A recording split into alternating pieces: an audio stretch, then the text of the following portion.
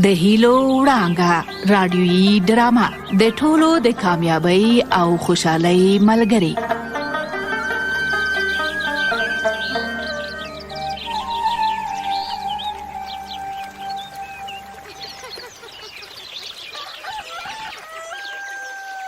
زه د خوشحال خیلو کلی له پیړیو پیړیو دلته ودان یم. دا ورپورې د ګودر د غاړې زر کلن چنار له مانه ډېر کشر دی. دا بلبل چې په چنار کې چغیږي د ده د پخوانیو نیا او نیکونو نغمې مې ته وا اوس هم په غوږونو کې ازانګې کوي. خو دا چار پیره غرونه، دا پلنې دښتې او دا په مستۍ په ګډا روان سیند، دا ټول له مانه مشران دي.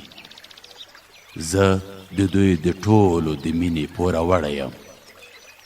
دوی ټولو زما له اوسېدونکو سره مینه کړې او د پریمانه نعمتونو پیرزوینه یې پرې کړې ده. تاسو ته وایم، دا د جومات د منارې د پاسه د رنګینو مرغانو سیل خو وینئ، هغه دی د ګودر پر سر را وګرځېده. هغه دی له مدرسې راتاو شو، د مکتب پر سر یې وزرې ورپولې. وی صدقه یې شم، له مهاجرت نه راستنه شوې ماشومه ملالۍ د بام پر سر ولاړه ده، د مرغانو سیل ته لاس خوروي او سلام ورته کوي. ملالۍ ډېره راباندې ګرانه ده، پرموز پوهه او مهربانه ماشومه ده. اوهو د مرغانو سیل ملالۍ ته وزرې وښورولې، معنا دا چې د ملالۍ سلام یې واخیست. هغه دی د ژرندې پر سر یې هم دوره وخوړه. وی د مرغانو سیل لکه چې د ژرندې په خوا و شا کې دمه کوي، دا دی دلته کېناست. وی قربانې د ژرندې څښتن خوشحال کاکا د غنمو دانې ور وشیندلې. خوشحال کاکا بیخي زیات را باندې ګران دی. دا تکو تنها سړی چې په ژوند کې ډېر غمونه او دردونه لیدلی، خو بیا هم ټول مینه او اخلاص دی. ته به وایې چې زولۍ له خوشحالۍ او له مینې ډکه ده. پر ټولو کلیوالو مینه او خوشحالي ویشي چې ورسره کینې کوچ بیابان هم یې زړه به دې باغ شي. د کلي ژرندګړی چنارګل د کاکا خوشحال ملګری هم ګل سړی دی چې څوک ستړی لاروی ژرندې ته ورپیښ شي، په تور چای جوش کې درته شین چای شوي، په سپینو غاښونو درته خاندي او په توره ګوړه دې ستړیا لرې کوي. ته به وایې د خندا کلي ورسره ده، په غم کلپ زړونه په ټوکو او خندا خلاصوي. د سیند اوبو ته وګورئ، زما په غیږه کې ژوند همداسې روان دی لکه دا د سیند روانې اوبه. د سیند څپې مې ولیدې چې له غټو تیږو سره یې سرونه وجنګول. څپې ماتې شوې، خو بیا یې ځانونه جوړ کړل او د غټو تیږو پر سرونو راواوښتې. همداسې ما هم د خپل عمر په اوږدو کې ټیټې او جیږې ولیدې. غمونه راغلل، د دردونو راته مخه شوه. وې کړولم د غم او درد لویو پهلوانانو ته په غیږه ورغلم، په ملا یې کوږ کړم، خو ماتې نه کړم. دردونه او کړاوونه مې وزغمل، زغم مې وکړ، حوصله مې ونه بایلله. اورېدلی مې و چې د صبر میوه خوږه وي او خدای جل جلاله د صابرو مل وي.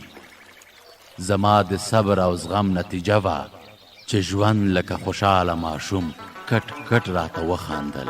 په خندا یې زما غیږې ته رامنډه کړه، ما هم ژوند دا د مینې او ښکلا د خالق لوی نعمت دا خوشحاله ماشوم ټینګ په غېږ کې ونیوه، پر تندي مې ښکل کړ او یو ځل بیا ما او ژوند په مینه یو بل ته سره وخندل. زه د خوشحال خیلو کلی.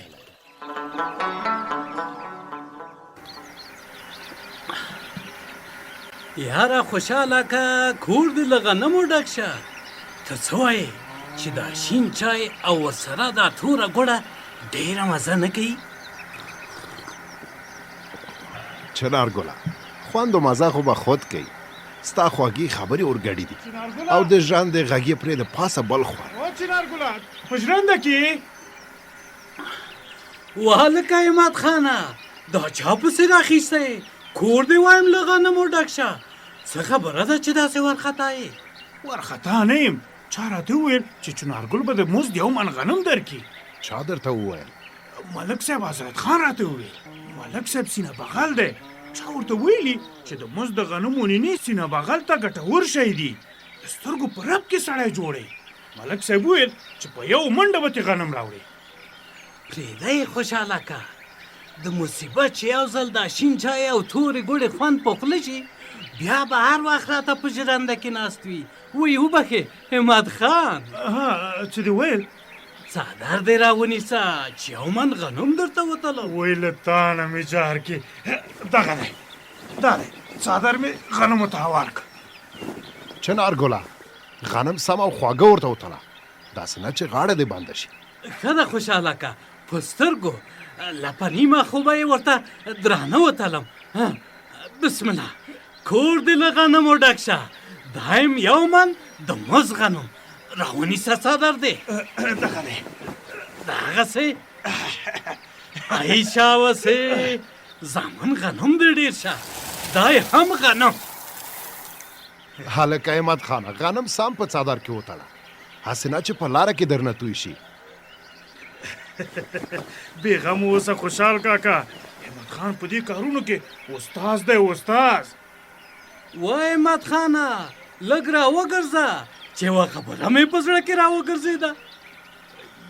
وای سر دې د ژرندې په څرخ مات شه چنارګله ګله. څه دې ویل؟ ګوره دا توره ګوړه خو پېژنې؟ هو پېژنم. ملک صاحب ته ووایه چې د غنمو له نینو سره دې دا توره ګوړه هم ګډه کړي. وایم د نینو په خوند به موړ نه شي.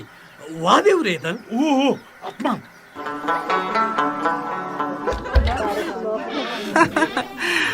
ای خویندو لونو لږ ماته هم ځای وکئ. نسرین خو یوازې ستاسو نه ده، زه مخ پکې لرم. ملالۍ لورې ته هم راځه له ما سره به کښېنې چې کلیوالو نجونو سره بلده شي. مننه ترورې، له تاسو نه به ښې خبرې مې یادې کړم. راځئ قندي ګلې ملالۍ لورې، زه خو وایم چې بیخي د نظریې تر څنګ کښېنئ. شریفه ښه وایي، راځئ ته ملالۍ دواړه دلته کښېنئ، ځای خو ډېر دی. وایي چې زړه تنګ نه شي ځای نه تنګېږي.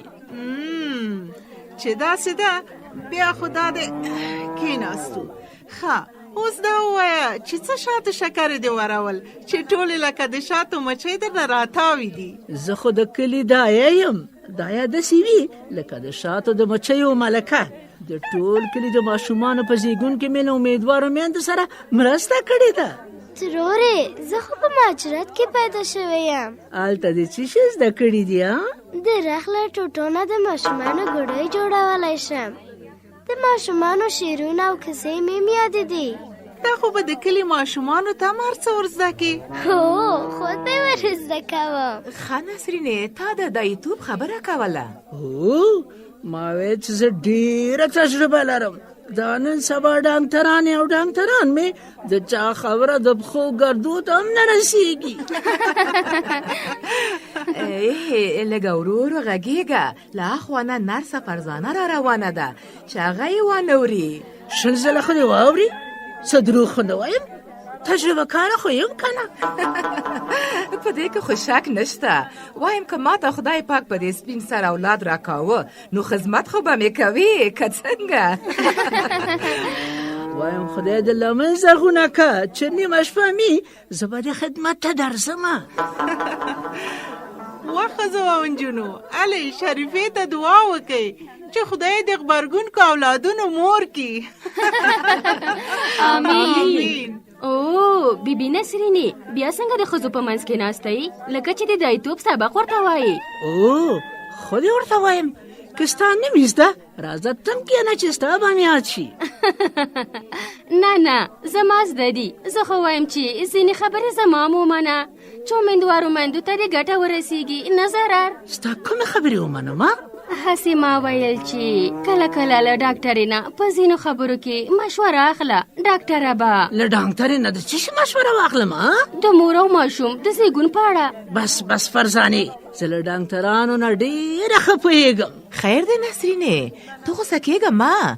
فرزانه هم له بده نیته نه درته وایي. شریفې ترورې نسرین هسې راته سروشنه کېږي. زه ښه ورته وایم په خپل سر ځینې کارونه مور او ماشوم ته ضرر پېښوي. هو دا خبرې په تلویزیون کې هم راځي چې په خپل سر علاج د مرګ خطر لري.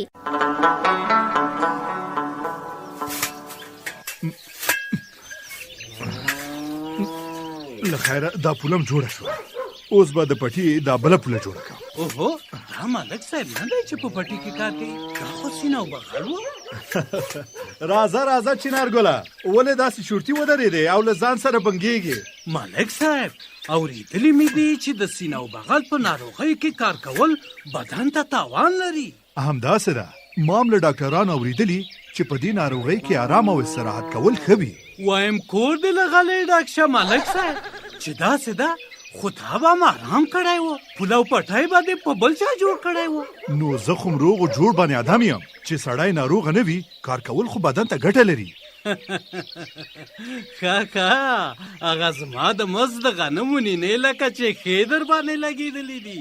ما ورته ویلي و چې د غنمو نینې د هر مرض دارو دي. والکه چنارګله ویښې که په خوب کې راته ګډې د څه شي د غنمو نینې؟ وایم کور دې له غلې ډک شه ملک صاحب د ژرندې د مزد غنمو نینې. ما لا دا خبره هم ورته وکړه چې ملک صاحب دې نینو ته توره ګوړه هم ورګډه کي چې د خولې خوند یې ور برابر کي.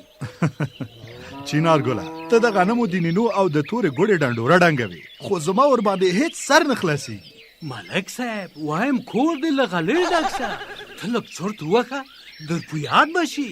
دا سینه او بغل داسې مرض دی چې له ناروغ نه دا هېروي چې ما پرون څه خوړلي دي. والکه له ځانه کمقل مه جوړوه. درته مې وویل چې زه نه سینه او بغل وم او نه مې نینې مینې خوړلي او نه توره ګوړه. وایم کور دې له غلې ډک شه خو پرون د ژرندې ته احمد خان رالیږلی و. ورته دې ویلي و چې سینه او بغل یم. یو من د مزد غنم مې ورکړل چې ته یې نینې وخورې او سینه او بغل دې ښه شي. لا حول ولا دا همت خان خو په رښتیا مصیبت دی. دا دی وینې مې زه خو روغ جوړ یم. یعنې مصیبت خان ما ته دوکه راکړې ده. ای وایم کور دې له غلې ډک شه. خو دې دوکه در سره کړې ده. ته صبر زه به یم خوښ شم. دا د بدماشۍ پیریان مې که د ده له سره ونه لزول حضرت خان به نه یم. زه یو کلی یم خوشحال خیل کلی. زما غېږه د بوډۍ ټال غوندې له رنګونو ډکه ده. کله دې په سرلي په زرغونو او ګلورینو رنګونو لامبم. کله هم لکه ستړی لاروی د اوړي په ټکنده غرمه کې خولې خولې ولاړ وم. کله مې هم لکه رنځور نرګس لکه زیړې نیولي ناروغ د مني زیړ بخون رنګ اغوستی وي. او کله تر غرونو واورو لاندې له یخنۍ رېږدم. په خپلو تودو اسویلو د خپل ژوند د لاسونو ګوتې تودوم. زما زولۍ د ژوند له هندارو ډکه ده. زما په زولۍ کې د ژوند هره هنداره په مینه وګورئ او د ژوند یو زر یو رنګونه پکې ولټوئ. زه د خوشحال خیلو کلی یم.